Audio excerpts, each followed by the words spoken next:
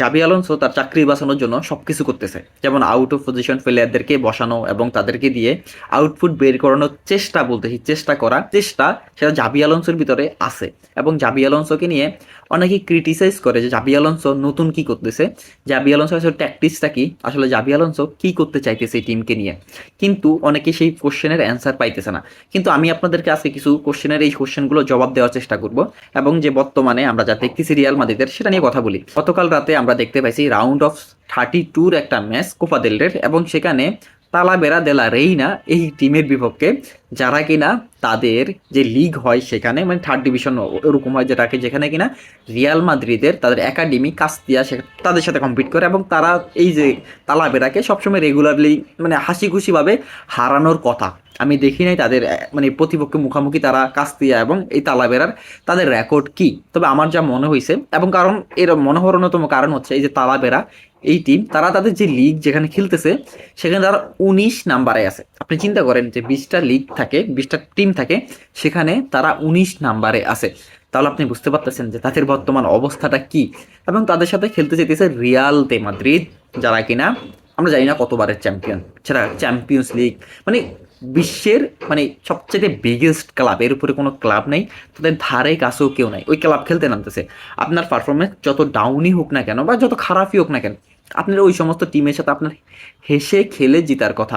তো ঠিক আছে, এই যে তালাবেরার সাথে তারা রাউন্ড অফ 32 ম্যাচ খেলতে নামছে, এবং আমরা একাদশে দেখতে পাইছি মাল্টিপল চেঞ্জ। এবং যেটার কথাই প্রথমে বলতেছিলাম, যে এই যে জাবি আলোনসো সে অনেক কিছু চেঞ্জ করতেছে, সে অনেক কিছু ট্রাই করতেছে তার চাকরি বাঁচানোর জন্য, তার টিমকে স্টেবল করার জন্য, তার রেজাল্ট বের করার জন্য। আপনি দেখেন, আমরা দেখতে পাইছি যে গার্সিয়া আছে তাদের স্ট্রাইকার, এই রাইট উইংয়ে খেলতেছে। আপনি বলেন যে এই প্লেয়ার যে স্ট্রাইকিং পজিশনে খেলার অ্যাবিলিটি রাখে, এমন কোনো বয়স হয় নাই যে বয়স হয়েছে একটু অভিজ্ঞতা আছে এই জন্য রাইট উইংয়ে খেলতে পারতেছে। কিন্তু আপনি পুরো সিজনে যেখানে মাস্তান্তনুকে দিয়ে 10-15 ম্যাচ আপনি রাইট উইংয়ে স্টার্ট করাইছেন, আপনি মাস্তান্তনুকে আপনি মিডফিল্ডে দিয়েছেন। আমি মানলাম মাস্তান্তনুর মিডফিল্ডে খেলার অভিজ্ঞতা আছে, সব কিছু ঠিক আছে, কিন্তু ও তো এই যে রাইট উইংয়ে সেই ব্যাপারটা আছে তার ভিতরে। তাহলে আপনি ব্রাহিম দিয়াসকে আপনি কেন খেলার নাই, বা আপনি যে এই যে মাস্তান্তনুকে আপনি মিডি খেলাইছেন, তো ঠিক আছে আপনার একটা টেকনিক্যাল পরিবর্তন দেখতে পাইছি, যে মিডফিল্ডে আপনি সেবায়োস এবং মাস্তান্তনু এবং আদ্দেগুলোরকে দিয়েছেন, সমস্যা নাই। তো আপনার কথা হচ্ছে তাহলে মাস্তান্তনুকে রাইট উইংয়ে দিলেন না কেন? আউট অফ পজিশন প্লেয়ারদেরকে খেলানোর পরে রেজাল্ট বের করতে চান, তাহলে আদ্দেগুলোরকে রাইট উইংয়ে দেন। আদ্দেগুলো তো রাইট উইং অনেক ভালো খেলে, আপনি মিডফিল্ডে আরো বেশি ক্রিয়েটিভিটি আনতে পারেন। আপনি কাস্তিয়া থেকে কিছু প্লেয়ারকে এখানে খেলাইতে পারেন, বা যারা একাডেমির প্লেয়ার আছে, এবং অনেক প্লেয়ারকে আমরা দেখতে পাইছি তারা বেঞ্চে বসে আছে, এবং সেখান থেকে আমরা দেখছি যে ক্যারেরাস এবং হুইজেন অনেকদিন পরে তারা একসাথে স্টার্ট করছে, এটা নিয়ে কোনো কথা নাই। কিন্তু আমার কথা হচ্ছে যে এনরিক প্রপার স্ট্রাইকার থাকার পরেও আপনি কেন স্ট্রাইকিং পজিশনে আপনি দিয়ে রাখছেন কিলিয়ান এমবাপ্পেকে? এবং কিলিয়ান এমবাপ্পে ঠিক আছে, আপনারা সুইচ করে অনেক ম্যাচ খেলছে, তারা পরিবর্তন করছে বারবার। কিন্তু আমার কথা হচ্ছে যে আজকের যে এই যে তালাবেরার সাথে ম্যাচ, এখানে এনরিক কেন সাব হবে? এনরিক তো পুরো সিজনে খেলার সুযোগ পায়নি, গার্সিয়া তো পুরো সিজন খেলার সুযোগ পায়নি, তাহলে তাদেরকে কেন সাব করানো হবে? বা এনরিককেই প্রথমে কেন? কারণ এই ম্যাচ যে তালাবেরার সাথে ছিল, সেখানে এনরিক ছিল তাদের বেস্ট প্লেয়ার। আমি আবার বলতেছি, না কিলিয়ান এমবাপ্পে না অন্য কেউ, এখানে বেস্ট প্লেয়ার ছিল এনরিক। তা আপনি আমাকে বলেন যে কিলিয়ান এমবাপ্পে এই ম্যাচে 90 মিনিট কেন খেলতেছে, কি কারণে? আপনি আমাকে বলেন যে কিলিয়ান এমবাপ্পে বলতেছে, হ্যাঁ আমার যেটা মনে হয় যে প্লেয়ারদের আকুতি থাকে বা বলা থাকে যে আমি সব ম্যাচ খেলবো, আমি চাইলে এই ম্যাচ খেলতে বললে আমাকে খেলতে হবে, এরকম কন্ট্রাক্টে থাকে বলতেছি।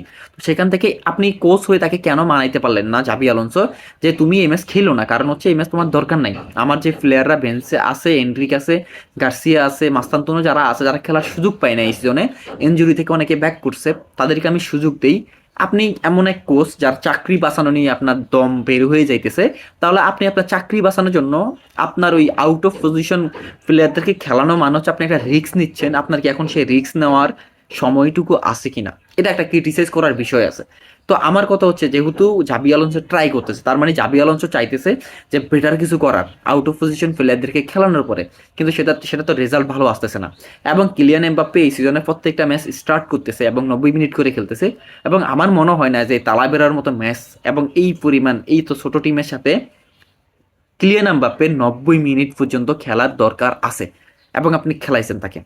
একটা ইনজুরি হয়ে গেল, আপনি কি করতেন? এরপরে আপনার লা লিগার ম্যাচ আছে, এরপর আপনার চ্যাম্পিয়ন্স লিগের ম্যাচ আছে। আপনার যেভাবে আপনি টিমকে সামনের দিকে আগাই দিয়েছেন কিলিয়ান এমবাপ্পেকে দিয়ে, তাও কিলিয়ান এমবাপ্পে গোল করছে, বলে যে কিলিয়ান এমবাপ্পে গোল না করলে কি করতো, পেনাল্টি পাইছে, সে জায়গায় অন্য কেউ গোল করতো, পেনাল্টিতে গোল করতো। এবং তালাবেরার সাথে যদি আপনার কিলিয়ান এমবাপ্পেকে দিয়েই যদি আপনাকে জিততে হয়, তাহলে আপনার এই টিমের কোচিং করানোর দরকার নেই। রিয়াল মাদ্রিদ, তাহলে রিয়াল মাদ্রিদ হইতো না যে এই টিম এই পরিমাণ টিমের সাথে খেলার জন্য তাদের এত কিছু ভাবতে হইতেছে। তাহলে আপনি জাবির দিক থেকে আপনি দুটোই বলতে পারতেছেন, এক, ও ট্রাই করতেছে অনেক বেশি যে টিমের ভিতরে আউট অফ পজিশন প্লেয়ারদেরকে খেলানোর মাধ্যমে রেজাল্ট আনা, কিন্তু এটা পসিবল না, কারণ হচ্ছে এক্সপিরিয়েন্স লাগে। আপনি ফেরান তোরেসের দিকে তাকান, যে কিনা লেফট উইঙ্গার হিসেবে খেলছে কোথায়, যে ম্যানচেস্টার সিটিতে, কিন্তু এখন আমাদের আসার পরে স্ট্রাইকিং পজিশনে, মিডিয়া, অ্যাটাকিং মিডিয়া বা রাইট উইংয়ে, লেফট উইংয়ে সব জায়গায় খেলানো হইতেছে, কারণ ওর সেই এক্সপিরিয়েন্সটা হয়েছে। কিন্তু আপনি যখন এনরিককে দিয়ে, আপনি যখন গার্সিয়াকে দিয়ে, অন্য অন্য প্লেয়ারদেরকে দিয়ে ওই আউট অফ পজিশন কাজটা করাতে যাবেন, তাদের সেই পরিমাণ এক্সপিরিয়েন্স এখনো হয় নাই, তাদের ভিতরে ওই পরিমাণ যে গেমের যে ইনভলভ হওয়াটা বা গেম খেলার যে অভিজ্ঞতাটা সেটা নাই, এটা আপনাকে মানতেই হবে। ফেরান তোরেস যেরকম ভাবে করতেছে, স্ট্রাইকিং পজিশনে বর্তমানে খেলতেছে, কিন্তু ও রাইট উইংও খেলে, যখন আমাদের দরকার হয় লেফট উইংও খেলে, মোটামুটি ও লেফট উইঙ্গারই। তো এখন কথা হচ্ছে যে, তো অনেকেই কোশ্চেন করতে পারেন যে তাহলে যে এরিক গার্সিয়াকে কেন মিডফিল্ডে, right back, left back, CB, striking position সব জায়গায় খেলানো হয়? এরিক গার্সিয়া ভার্সেটাইল প্লেয়ার, ও মাল্টিপল পজিশনে খেলার অভিজ্ঞতা আছে, ওই একই কথা, ফেরান তোরেসের মতো অভিজ্ঞতা অনেক বেশি মাল্টিপল পজিশনে খেলার না, মাল্টিপল মানে ম্যাচেস খেলার অভিজ্ঞতা আছে, এবং সেখান থেকে আউট অফ পজিশন খেলার ওর অভিজ্ঞতাটা একটু একটু করে করা হয়েছে বয়সের সাথে সাথে। কিন্তু আপনি প্রথমেই সেগুলো করতে পারবেন না নতুন নতুন প্লেয়ারদেরকে নিয়ে, এটা আপনাকে বুঝতে হবে। তো আপনার প্লেয়ারের স্ট্রেংথ, প্লেয়ারের যে সুযোগ সুবিধা, এতটুকু বুঝে যদি আপনি কোচ হিসাবে প্লেয়ারদেরকে না ইউজ করতে পারেন, তাহলে আমার মনে হয় যে আপনি কোচ হিসেবে ব্যর্থ। তো জাবি আলোনসো ট্রাই করতেছে, এই চেষ্টাকে আপনি ডিনাই করতে পারবেন না যে জাবি আলোনসো চেষ্টা করতেছে না। জাবি আলোনসো কিছু করতেছে না, সচরাচর একই দেখতেছে। জাবি আলোনসো বের করার ট্রাই করতেছে, এবং প্লেয়ারদেরকেও সেটা 100% দেওয়া উচিত। এবং যে রেজাল্ট নিয়ে কথা বলি, 3-2 মাদ্রিদ ঠিকই জিতছে, কিন্তু এই ম্যাচটা অনেক বেশি টাফ ছিল রিয়াল মাদ্রিদের জন্য। লাস্ট মুহূর্তে লোনিন যেভাবে সেভ করছে, ওই একটা টাফ সেভ, ওটা না করলে কিন্তু আপনার ম্যাচ ড্র হয় 3-3, এবং টেকনিক্যালি ম্যাচ 2-2 ড্র। কারণ একটা ওন গোল হয়েছে, যে তালাবেরার যে গোলকিপার জানি না কি খায় আসছে, মাতাল হয়ে গেছে ও পুরা, কি হয়েছে না হয়েছে, বাউলা হয়ে গেছে, সেখান থেকে ও একটা ওন গোল দিছে লাস্টের দিকে।